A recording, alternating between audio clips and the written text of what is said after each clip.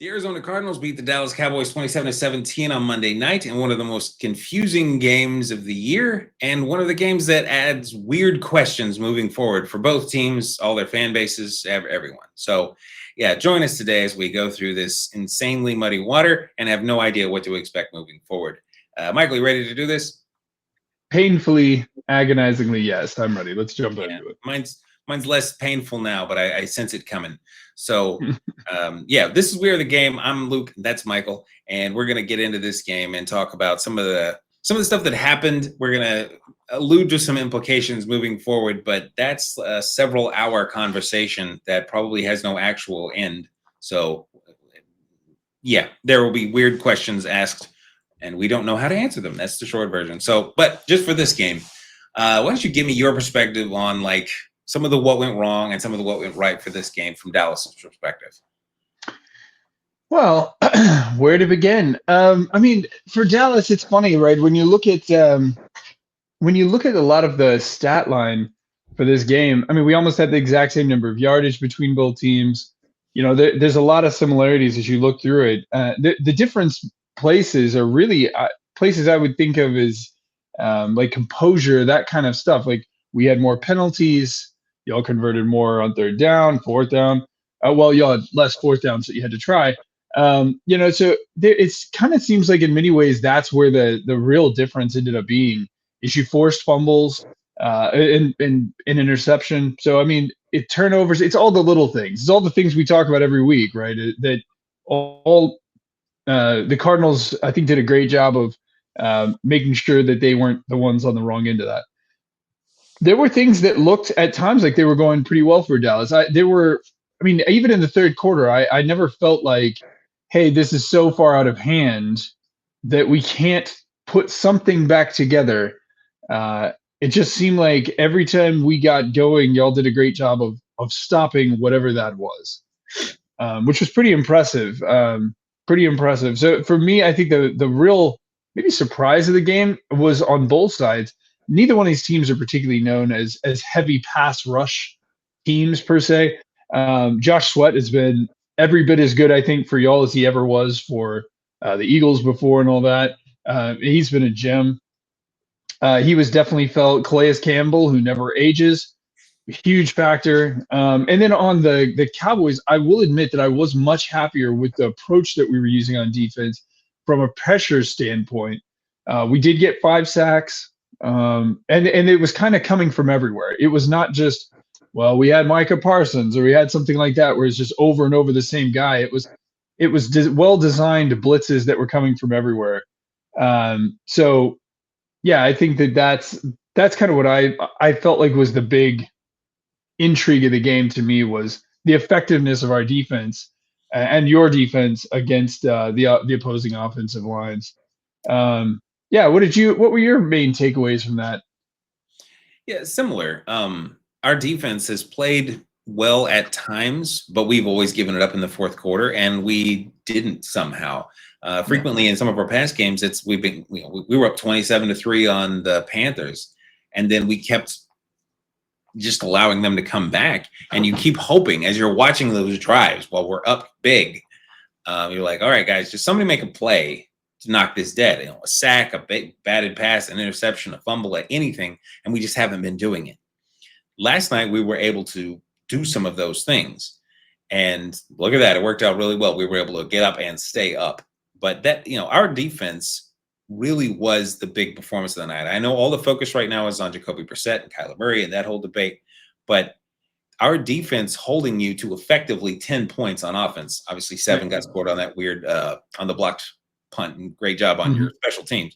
Yeah. But keeping your offense to 10 points is wild. And I don't think that's a sample size that's going to stick. I know you didn't put up tons of points against Denver last week, but Denver has probably established the best defense in the NFL, the best pass rush in the NFL by far. They have more than twice as many sacks on the season as we have.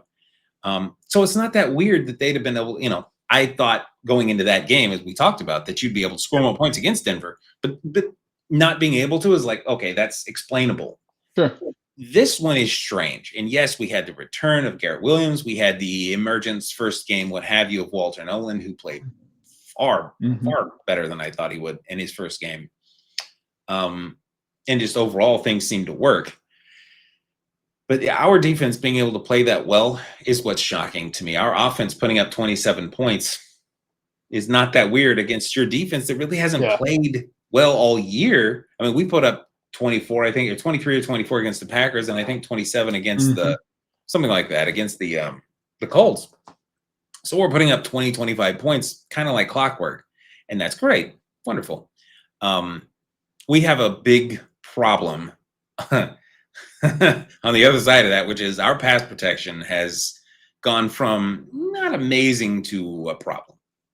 We've allowed 13 sacks in the last 3 games, and Green Bay has an okay pass rush, but it's not amazing. They're somewhere in the middle. And Dallas is not as bad as we thought it was going to be, but I think they're something like 20th in the NFL.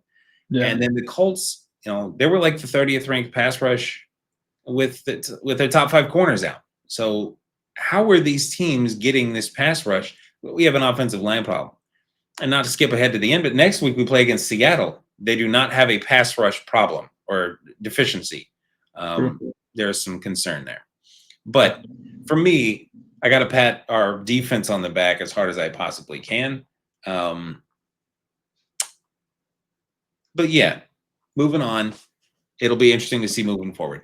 Can we sustain this new model? Can our defense keep up this kind of pressure? And then on the other side for Dallas, I'm equally intrigued if you've managed to find this pass rush by committee thing that you kind of showed last night. Like, we both had 5 sacks. We had 4 between Josh Sweat and Calais Campbell.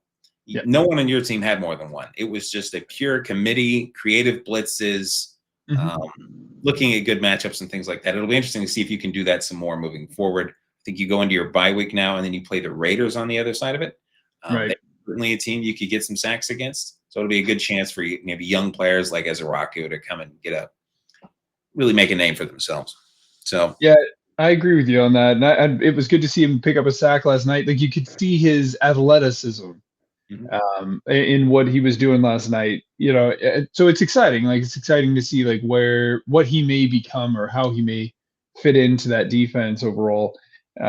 One other thing on the Arizona side of the ball that I'm always impressed by is so many teams get away from the run if they don't have like their high-end running back in. Arizona has stayed very committed to trying to be balanced, I feel like, in almost every game they've played. And here you are running your third, is Timakato, he's your third string technically, I think. Your third string, fourth string running back, he's pulling 80 yards for you or whatever. Like, that's a huge impact in taking pressure off Jacoby Brissett.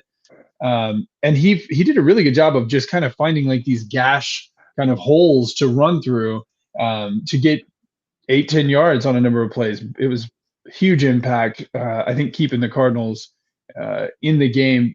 We've done a decent job on defense of shutting down a lot of running backs. We just couldn't really get a hold of him most of the night. I think that actually probably played a bigger role than a subtle thing, but a bigger role. One of the other things stat wise that I found interesting is like I'm always intrigued by who has the most tackles at the end of the night. I always find that telling. I generally don't like that number to be somebody in the secondary because it means somebody had to get far enough for him to tackle. The exception to that may be Budda Baker, because where Budda Baker makes a lot of his tackles can be behind the line. I mean, he is everywhere. So he had 7 sacks, or 7. That'd have been cool if he'd had 7 sacks against somebody else, but not us. 7 tackles against us. Deron Bland led our team in tackles with 14. Yeah. That's not a good sign. Like, he should not be the guy who's leading our team in tackles, since he's in particular with Diggs out playing cover.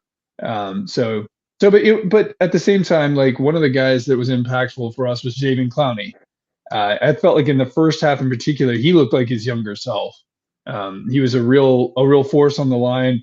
You could see Jacoby like, hey, somebody pick him up. And then I felt like as the game went on, second half, he was, he was still there and he was present, but he was not as dominant in the second half. But that's fun. It's kind of intriguing to think like, wow, I wonder what's left in his tank as the season progresses. Yeah. And all of that. So yeah. Yeah. I mean, on the other side of that, like, I'm looking at our lead tacklers, and it's just like, I think I see Denzel Burke up at the top. There are several people with 7, And it makes sense that he would have him on our side because he's the guy that's not Will Johnson or Garrett Williams. So of course you're not going to throw at the best corners if you can. You're going to try to avoid that. So anyway, it kind of makes sense. I thought he played pretty well. It's like a 5th or 6th round rookie, I believe. So pretty proud of the way that guy's playing. Actually, he also got, I think, the first interception of his career late in the game. Kind of an arm punt, if you want to call it that, because I think it was 4th and 28, but still good for him. Moving forward in more of a broad sense, not specifically about the next game, but about the rest of the season. I know I'm not supposed to be all negative, but it kind of feels like both of our seasons are still done. Like 2-5. There's a reason we were saying 2-5 was hard to come back from. It's because you'd need to go something like 8-2 to have a shot. Well, we got one of them, so great. So 7-2, and we still you're on your way. But 7-2 would theoretically get us to 10-7, and 10-7. Seattle didn't make it to the playoffs last year with 10-7, and the NFC playoff picture is packed. I mean, we're chasing teams like the Panthers. I mean, granted, we'd have the tiebreaker with the Panthers this year, but still, like, you've got the Bears, you've still got people in the NFC North, the entire NFC West that isn't the Arizona Cardinals. Like, it's going to be thick, and so you're still wondering, like, is winning the best thing for us right now? Yeah. And then for you, it's kind of a similar idea. Like, the playoff window or the opportunity for this year is not mathematically closed, but you'd have to show something that you haven't consistently shown this year so far. And you'd need your offense to get back to what it was 2 weeks ago, or even last week, a bit more than what it's showing now. Now, I don't think you have to play a defense as good as Denver's for the rest of the year. Kansas City's defense is pretty darn good, but it just doesn't feel like it feels like we're talking about a lot of not moral victories, but a lot of like, this is good to see, but I have very little confidence moving forward that this is going to lead to some playoff run this year. Again, not trying to be all pessimistic, just trying to set the stage for kind of what we're talking about here. I'd love more than anything to be proven wrong. Sure. And of course, there's the Kyler Murray, Jacoby Brissett debate, which is way too long. The coaches came out and said, all right, Jacoby Brissett's the backup. He came out and said that after the game last night. But he also said Kyler Murray was going to start last night. He said he was going to start the game back on like Friday of last week. So don't believe a word that man says. He's all about that gamesmanship. And then for you guys, I guess similarly, we'll see the trade deadline is today in a couple of 2 or 3 hours now. And we'll see if either team decides to make a move. The Cowboys have already made a move for a linebacker, but you almost had to make that move because it was almost like you just didn't have linebackers at this point. I think that's part of the reason why guys like Deron Bland were getting so many tackles is because he's having to tackle. It's not just he's not just tackling Marvin Harrison Jr. and Michael Wilson. He's tackling Emari Demercado, and Bam Knight. And you don't need your corners to be the main tacklers for running backs. That's what linebackers are for. They're big. So maybe that'll help with that. Let him get back to doing what he's better at doing. Jumping routes and things like that can really flip a game. But we'll see if they make any more trades to or from. But yeah, so, okay. Well, and it's one of those things where we have like 8 people injured right now between our linebacker core and our secondary. And, we do have a bye, so hopefully we'll get some of those people back. But, we've paid a lot of those guys in our secondary. So it's like, even if we bring in help, like we're not going to bring in help that's expensive because we've already got too much money tied up in our secondary. So it's hard, like you were saying, it's hard to not, I'm just echoing the same sentiment. It's hard not to feel like in many ways the season's already pretty much done. Like it may not be done, but it's not in our hands. Right. And that's certainly how it feels is like, Jerry keeps tempting us with like, hey, we're going to go make some big move. It's going to make a big difference. Maybe he just says that to keep the fan base intrigued. I don't know. Because the minute you also say that, I would think every team's like, well, when Jerry calls, just raise the price of it. Right. Like, because he's already committed to something. Yeah. So who knows? It'll be interesting to see how it plays out. And as we kind of head into this weekend, to watch your Cardinals play the Seahawks, which should be, I'm now way more intrigued with that game than I was with the way you guys played this last week. So I'm actually hoping y'all make some kind of aggressive move. And then, see how that game plays out, since the Seahawks are also making moves. So Yeah, the Seahawks are making some moves, and not as big a moves as the Colts, but they're making moves. We talked about this briefly, I think, off air, but if the Cowboys are going to make a move, I'd want it to be on defense, like a real move. I yes, talked about Jordan Brooks from yeah, the Dolphins. This is like one of their few like really good players. Um, I'm fine with the Logan Wilson addition. He had requested a trade. He's really not yeah, playing terrible. I mean, he's on a yeah, terrible defense, but he's not playing terrible. I mean, sorry, but Dallas is kind of in a similar boat where you're not a yeah, good defense altogether, but you have some good players. So I don't want to just be like, well, that's a bad defense. I don't want any of their players. yeah. You can make exceptions there. Trey Hendrickson. I But on was the gonna other say, for us, it's the other side of the ball. I think there are things we need to do to stabilize the offense. The running game is mediocre. We were able to stick with it last night, but if you look at yeah. like yards per carry and stuff like that, you had us by like 25%. Oh, sure, yeah, Your run game is you've still got your RB1. It's weird. That kind of makes a difference. So I don't think that we're going to add an offensive lineman because you just don't do that halfway through a season. You want to add depth or something like that. It's like, okay, that can work. But I don't think you're going to just bring in some amazing right tackle and just be like, oh, okay, that solves everything. But adding a running back, people have mentioned Breece Hall. People have mentioned Devon Achane. I think there's lots of guys out there that might be really interesting. We'll see if they do anything. They're not a team of an organization that has made big trades thus far, being us. You guys have more of a history of doing big splashy moves, not necessarily at the trade deadline as much, but if you were going to tell me one team or the other did it, I believe it was Jerry. yeah. So we'll see if they decide to do anything. And again, by the time we put this out, Kyler Murray may not even be a Cardinal anymore. So that whole conversation may become a moot point. That would be a big move.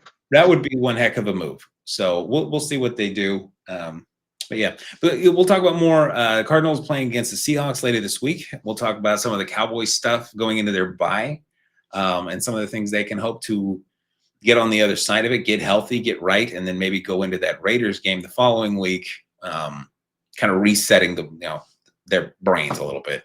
But until then, big thank you. And I want to take this opportunity to say a huge thank you to everyone. We have managed to hit our goal and then one, because I found out that we hit 101 subscribers. We've been trying to get there for some time now. We really appreciate everyone who's joined us and clicked and liked and commented and said we're stupid and all those things. Those are great. And we're hoping that some more people will join us along the way and we can keep on going. So I guess our next goal is probably just double it. We're trying to get to 200 subscribers now, and we appreciate everyone. And we hope that you'll join us again. And until that time, I hope that you have an absolutely fantastic